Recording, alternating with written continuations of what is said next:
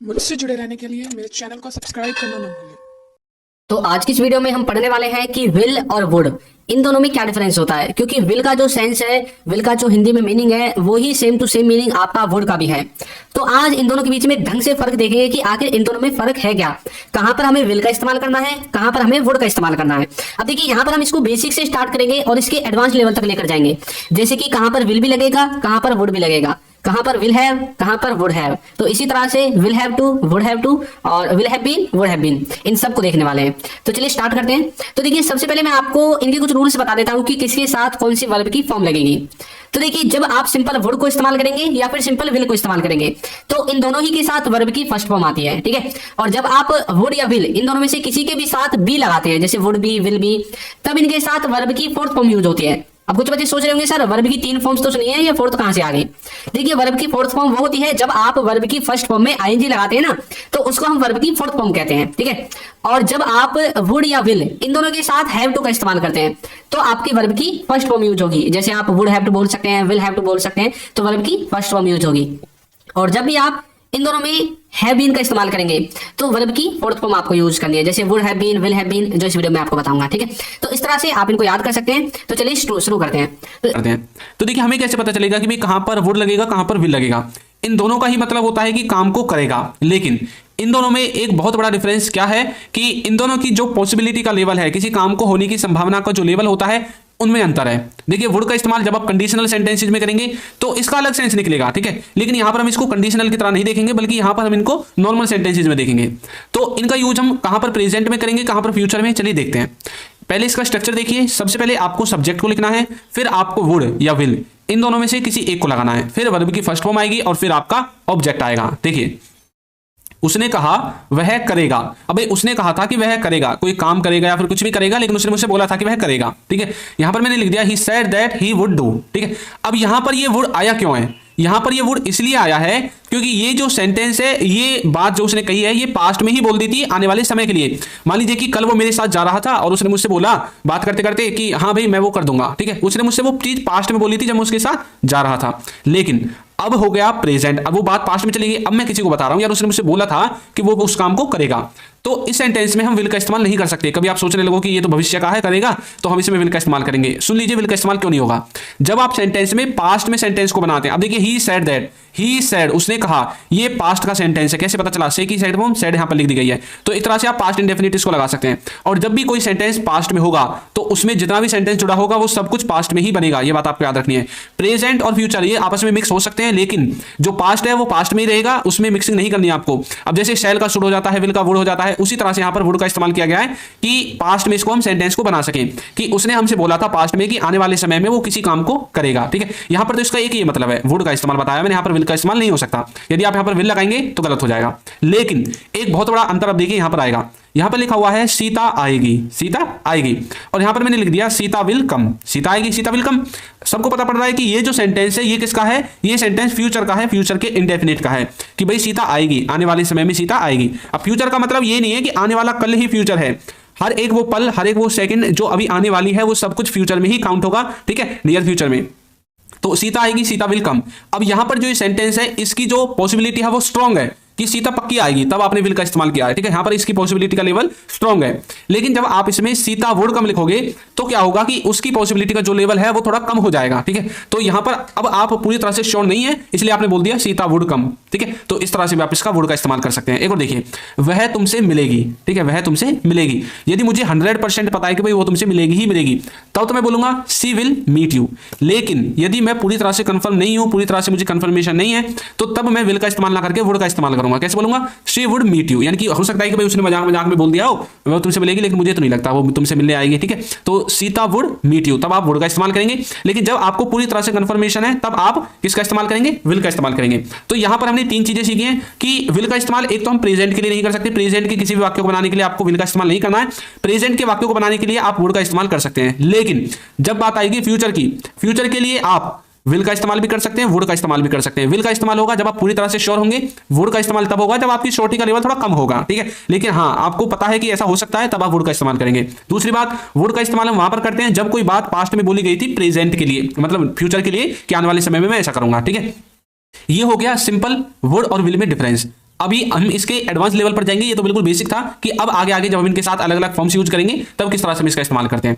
अब जैसे विल और वुड, इन दोनों के साथ यदि हम बी लगाएं, जैसे वुड बी, विल बी, तब इसका क्या मतलब होगा? तो देखिए इन दोनों का ही मतलब होगा कि काम कर रहा होगा, कोई व्यक्ति किसी काम को कर रहा होगा, ये इन दोनों का हिंदी में सेंस है। लेकिन यहां पर सबसे बड़ा डिफरेंस ये आ जाता है कि ये जो सेंस है ये अलग अलग है। एक सेंस होगा प्रेजेंट के लिए, एक सेंस होगा फ्यूचर के लिए। अब मान लीजिए कि कोई अभी काम कर रहा होगा प्रेजेंट में, तब तो आपको वुड का इस्तेमाल करना है, और यदि कोई किसी काम को आने वाले समय में कर रहा होगा तब आपको विल का इस्तेमाल करना है। अब देखिए कैसे, मान लीजिए कि मेरा कोई दोस्त है या फिर मेरे भाई का जो दोस्त है वो हमारे घर आया, ठीक है। अब उसने मुझसे पूछा कि भाई वो तुम्हारा भाई कहाँ पर है? मैंने बोल दिया भाई वो तो काम कर रहा होगा, है ना, काम कर रहा होगा। अब उसने मुझसे कब के बारे में पूछा है? उसने मुझसे प्रेजेंट के बारे में पूछा है कि अभी तुम्हारा भाई कहाँ पर है। मैंने बोल दिया वो तो काम कर रहा होगा, तो मतलब मैंने उसको प्रेजेंट के बारे में बोल दिया और यही सेंटेंस बोल दिया कि वो काम कर रहा होगा। इसका मतलब क्या है कि मुझे पूरी तरह से पता नहीं है कि वो काम ही कर रहा है, लेकिन मैंने अंदाजे से बोल दिया है कि वो काम कर रहा होगा, जाकर देख लो, है ना। ऐसे ही तो बोलते हैं अभी। अगर आपको पूरी तरह से पता होता कि वो काम ही कर रहा है तो आप बोलोगे कि वह काम कर रहा है, बाद में आ जाना, ठीक है, ऐसे बोलते हैं आप। लेकिन आपको पूरी तरह से कंफर्मेशन नहीं होती तब आप बोलते हैं कि वह काम कर रहा होगा। इस तरह के वर्ड्स का आप इस्तेमाल करते हैं। तो इसका मतलब क्या है कि आप पूरी तरह से श्योर नहीं है, ठीक है। प्रेजेंट में जब श्योरिटी का लेवल कम हो और कोई किसी काम को कर रहा होगा आपके हिसाब से, तब तो आपको वुड का इस्तेमाल करना है। और यदि आने वाले समय में किसी काम को कर रहा होगा, अब जैसे वो मुझसे पूछने लगे कि भाई तुम्हारा भाई कल क्या करेगा 11 बजे के आसपास, मैंने बोल दिया यार 11 बजे के आसपास तो वो काम कर रहा होगा कल, यानी कि मैंने कल के बारे में बोला है। तो जब हम फ्यूचर की बात करेंगे तब हमें विल का इस्तेमाल करना है, जब प्रेजेंट की बात करेंगे तब हमें वुड का इस्तेमाल करना है। स्ट्रक्चर में सबसे पहले सब्जेक्ट आएगा, फिर आपको अपने टेंस के अकॉर्डिंग, अपने जो आपका सेंस है उसके अकॉर्डिंग विल या वुड में से किसी एक का इस्तेमाल करना है। उसके बाद बी लगाना है, वर्ब की फर्स्ट फॉर्म में आईएनजी लगानी है और फिर ऑब्जेक्ट लगाना है। ये बनेगा आपकी सेंटेंस का स्ट्रक्चर। अब चलिए आगे बढ़ते हैं। यहां पर लिखा हुआ है वह पढ़ रहा होगा, वह पढ़ रहा होगा। अब मैं यहां पर बोल सकता हूं ही वुड बी स्टडिंग। यदि मैं प्रेजेंट के बारे में बोलना चाहता हूं कि यार अभी वो पढ़ रहा होगा, देख लो जाकर, है ना। यदि मैं प्रेजेंट के बारे में बोल रहा हूं और मुझे पूरी तरह से श्योरिटी नहीं है, पूरी तरह से कंफर्मेशन नहीं है, तब मैं बोल सकता हूं कि हाँ यार वो पढ़ रहा होगा, मुझे नहीं पता क्या कर रहा है ना। और यदि आने वाले समय के बारे में बोलना है कि आने वाले समय में फ्यूचर में वो ये काम कर रहा होगा, यानी कि वह पढ़ रहा होगा, तो मैं बोलूंगा he will be studying. Will का इस्तेमाल हमेशा ही हम फ्यूचर के लिए करते हैं। कभी भी विल का इस्तेमाल ना तो प्रेजेंट के लिए होगा ना कभी पास्ट के लिए होगा, भविष्य काल के लिए हमेशा इसका इस्तेमाल होता है, ठीक है। वह पढ़ रहा होगा प्रेजेंट के लिए बोलेंगे तो ही वुड बी स्टडिंग, और फ्यूचर के लिए बोलेंगे तो ही विल बी स्टडिंग। और देखिए पापा आ रहे होंगे तो मैं बोलूंगा पापा विल बी कमिंग, मतलब आने वाले समय में पापा आ रहे होंगे। और पापा वुड बी कमिंग मतलब पापा अभी आ रहे होंगे मेरे हिसाब से। मान लीजिए कि पापा जी के जो दोस्त हैं वो घर आ गए, उन्होंने मुझसे पूछा है आपके पापा जी कहां पर हैं।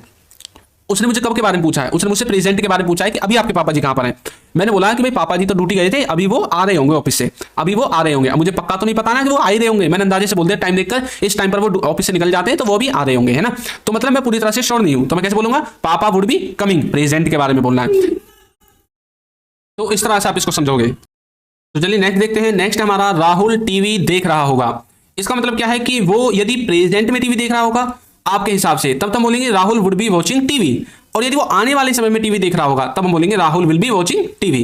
तो इस तरह से आप वुड बी और विल बी इन दोनों में डिफरेंस दे सकते हैं। अब यहां पर यदि आपको वुड बी कहीं पर दिखाई दे तो इसका मतलब ये नहीं है कि आप वहां पर वुड बी ही यूज कर सकते हैं और कुछ यूज नहीं कर सकते। आप इसके स्थान पर मे का इस्तेमाल भी कर सकते हैं, माइट का इस्तेमाल भी कर सकते हैं, और यदि कोई घनी पक्की खबर है तो मस्ट का इस्तेमाल भी कर सकते हैं, ठीक है। Rahul may be watching TV, Rahul might be watching TV, इस तरह से भी बोल सकते हैं। और Rahul must be watching TV इसका इस्तेमाल भी होगा, लेकिन वो थोड़ा केस अलग हो जाएगा, ठीक है। तो यहां पर इस तरह से आपको इसे समझना है। नेक्स्ट हम देखेंगे कि जब हम वुड और विल इनके साथ हैव का इस्तेमाल करते हैं तो इसका क्या मतलब होता है।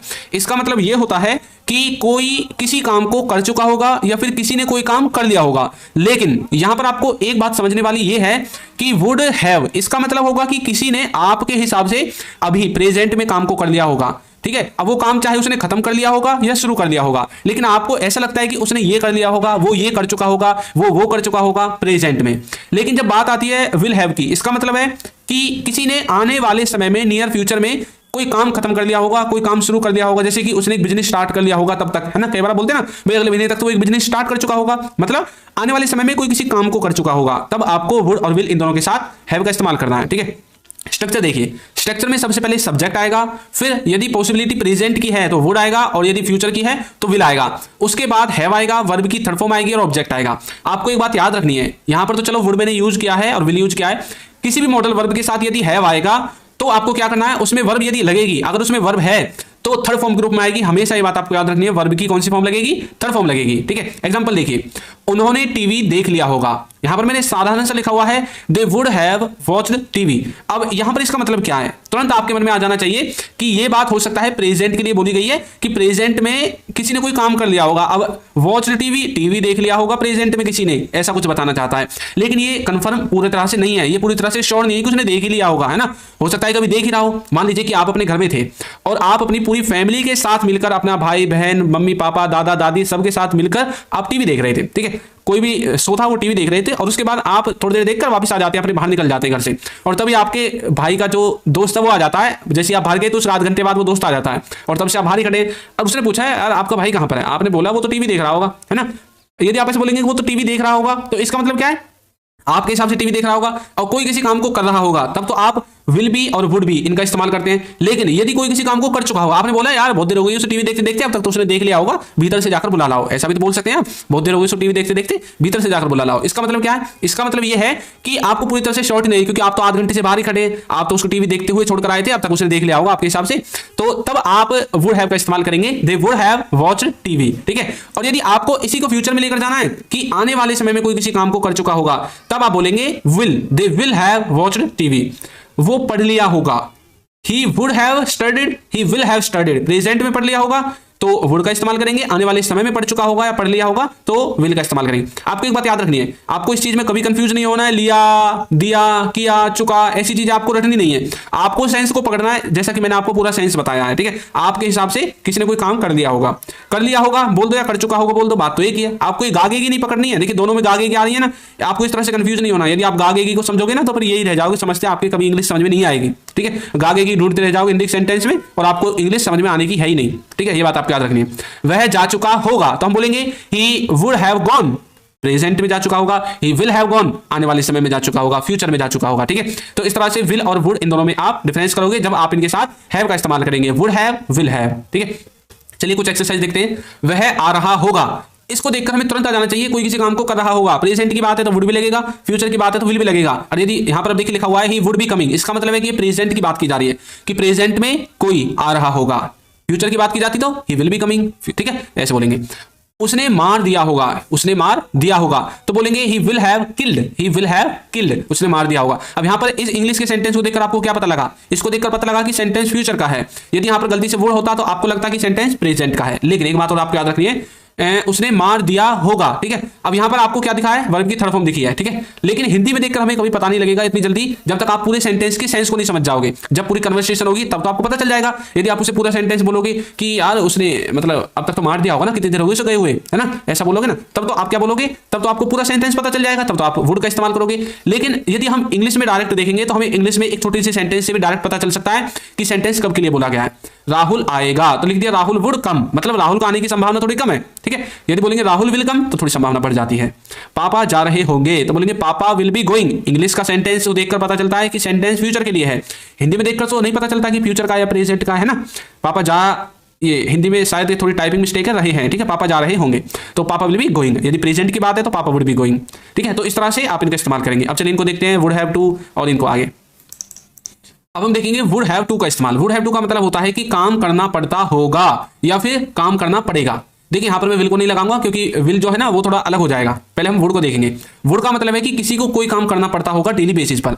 मान लीजिए आपने किसी व्यक्ति को कोई काम करते हुए देखा, फैक्ट्री में या फिर कहीं पर भी, उसके घर पर बाहर, आपके मन में ख्याल आया यार इसको तो ये रोजाना करना पड़ता होगा, आपके हिसाब से आपको ऐसा लगा उसको देखकर, है ना, तब तो आप वुड हैव टू का इस्तेमाल करेंगे। लेकिन यदि हम विल को देखेंगे तो इसका मतलब है कि आने वाले समय में किसी को कुछ करना पड़ेगा, किसी को कोई काम करना पड़ेगा आने वाले समय में, तब आप विल हैव टू का इस्तेमाल करेंगे। कैसे बोलेंगे, एग्जांपल देखिए, उसे खाना बनाना पड़ता होगा, आपके हिसाब से डेली बेसिस पर खाना बनाना पड़ता होगा तो बोलेंगे he would have to cook, he would have to cook food, जो भी आपको लास्ट में लिखना है, ठीक है। तो इस तरह से बोलोगे। और यदि आप बोलना चाहते हैं तुम्हें नाचना पड़ेगा, तुम्हें खाना पड़ेगा, तुम्हें सोना पड़ेगा, तुम्हें पढ़ना पड़ेगा, तुम्हें लिखना पड़ेगा, तुम्हें पैसे कमाने पड़ेंगे, तुम्हें वहां जाना पड़ेगा, तुम्हें मतलब उसे बुलाना पड़ेगा, मतलब कोई काम करना पड़ेगा आने वाले समय में, तब आप विल हैव टू का इस्तेमाल करेंगे। कैसे बोलेंगे, you will have to dance, you will have to dance, उन्हें बोलना पड़ता होगा या फिर उन्हें बोलना पड़ेगा, अभी आपके ऊपर डिपेंड करेगा। यदि आप पड़ता होगा वाला बनाओगे तो आपको बोलना है he would have to speak, और उन्हें बोलना पड़ेगा तो बोलोगे he will have to speak, ठीक है। इस तरह से आप वुड हैव टू और विल हैव टू इन दोनों में डिफरेंस कर सकते हैं।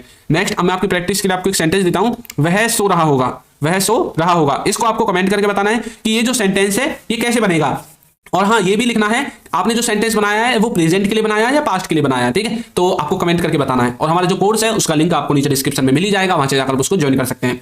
तो आपको ये वीडियो कैसी लगी है जरूर बताइएगा, और यदि अभी तक आपने हमारे चैनल को सब्सक्राइब नहीं किया है तो चैनल को सब्सक्राइब कर दीजिए, वीडियो को लाइक कर दीजिए और एक अच्छा सा कमेंट करना बिल्कुल ना भूलें। Thank you.